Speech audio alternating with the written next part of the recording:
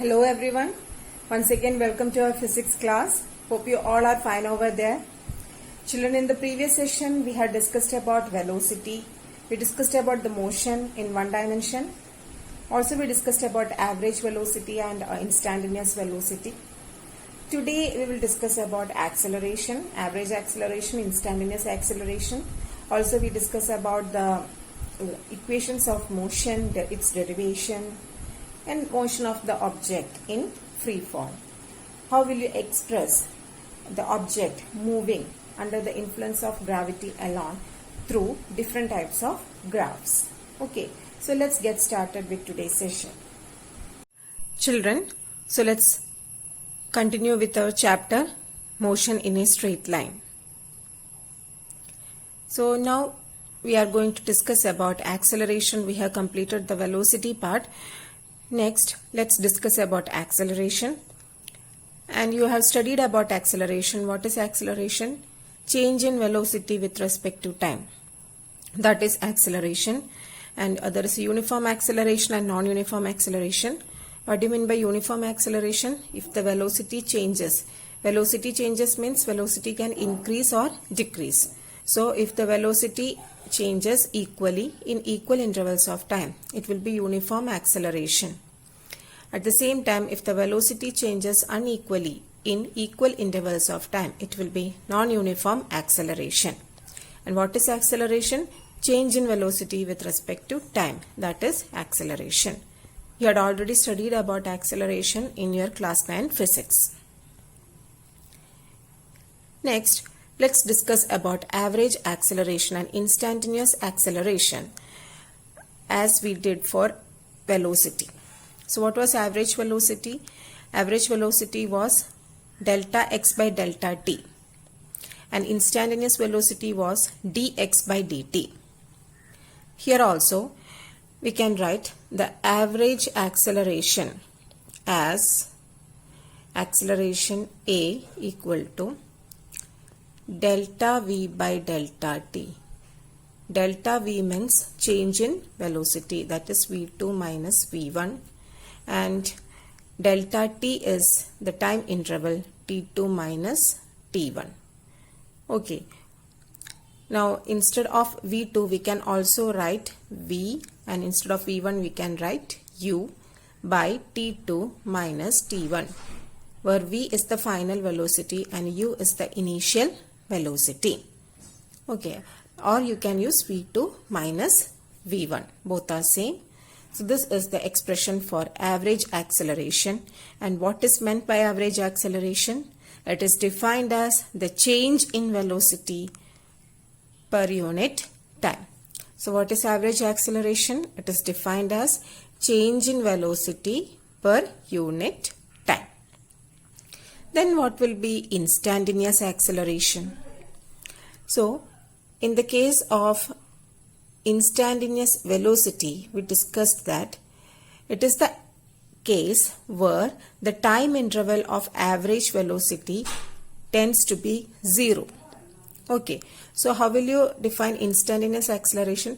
Instantaneous acceleration can be written as limit delta t tends to 0 delta v by delta t. That means in the expression for average acceleration, if we keep the time interval very small, we will get the expression for instantaneous acceleration, and that expression is dv by dt. dv also represents the change in velocity, but that change will be very small since the time interval dt is very small. Okay, so this is the expression for instantaneous acceleration, dv by dt. Next, we can discuss about velocity time graph. So what do you mean by velocity time graph? You had already studied about velocity time graph in your class 9 physics.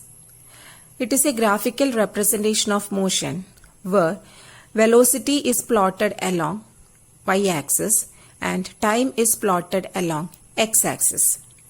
Here are velocity time graphs of 4 different types of motion.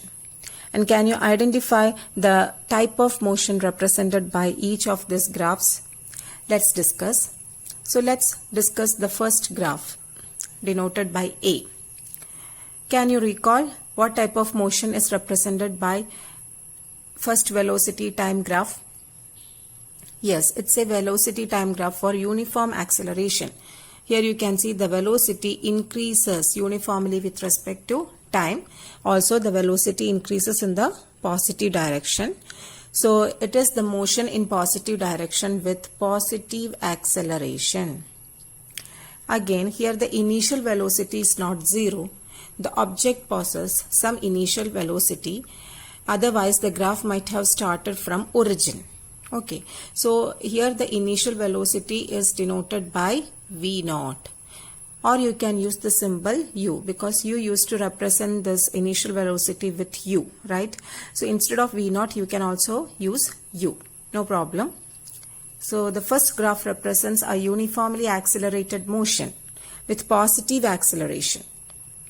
Positive acceleration. Then what type of motion is represented by B? Graph B, that means second graph. Here this represents a negative acceleration. Why? Because the velocity decreases with respect to time. So this represents a motion with negative acceleration, but in which direction? Positive direction itself. Why? Because the graph is plotted along the positive y-axis. Then what type of motion is plotted or represented by the graph C? Here again it represents a negative acceleration. In which direction? Negative direction. Why? Because the graph is plotted along negative y-axis. Okay. Next, what type of motion is represented by the graph D? So it represents motion of an object with negative acceleration that changes direction at time t1. Between times 0 to t1, it moves in positive x direction, right? Between 0 to t1 means between these two time, it moves along positive, or it moves in positive x-axis. Then between t1 and t2, what happens? This is t1 and t2. Between t1 and t2, it moves in the opposite direction. That means along the negative y-axis. Okay, so it represents a motion of an object that changes direction at time t1. After the time t1, it changes its direction. Okay, the motion with change direction. Okay children, so these are the different types of velocity time graphs. And you know, area under the velocity time graphs gives us what? Displacement. And two physical quantities are obtained from the velocity time graphs. Which are they? Yeah, first one is acceleration.